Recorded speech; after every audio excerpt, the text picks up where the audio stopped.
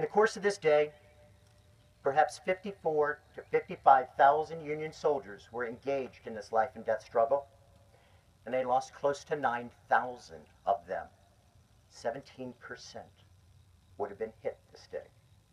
The Confederates had probably about 15,000 troops inside the Mule Shoe on May 12th, and they too had losses comparable at almost 9,000, which would have been an astounding 60% of the people who were here.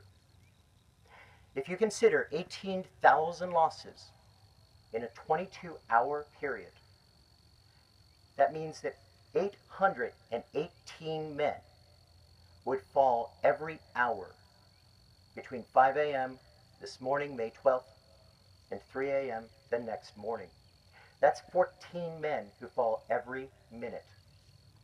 That's one man who falls every 4 seconds. Reverend Major John D. Black of the 145th Pennsylvania wrote, "A schoolmate and friend of Major Church, both belonging to the 26th Michigan, fell on top of the works that morning. When volunteers were called for in the hour of the nation's need, he was among the first to step forward and put his name down, saying he was going as a private to try to make a man of himself. The Christmas before, his father and mother had presented him with an elegant gold watch and chain. He carried it through the war and asked Major Church to return it if he fell. The morning following the battle, I accompanied Major Church on his mournful errand. We found the remains where they fell. There was no semblance of humanity. The only thing I could liken it to was a sponge.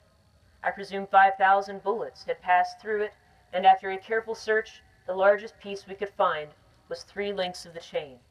The watch was entirely shot away. All that could be sent home was these 3 links of chain from that watch of that brave soldier who went to war to make a man of himself. Once the crisis of fighting broke upon these men, most met it with remarkable courage. One man wrote, some of them were too much exhausted to stand up. At one time during the fighting, at this point, Captain J.G.B. Adams struck up the inspiring song, The Battle Cry of Freedom. It was taken up by the singers of the 19th Massachusetts and other regiments and made to echo over the hills amid the rattle of musketry. But rather than focus on the extinguishing of lives and lights in this horrific fight, we must remember why these men gave their collective potential to us. To them, it wasn't lost potential, but realized potential in the new world they contributed to building, whether through continuing to fight, helping to reconstruct society after the war, or by dying as they felt they should, as they thought was appropriate. They died to light a fire for us, and for the best future that they could build.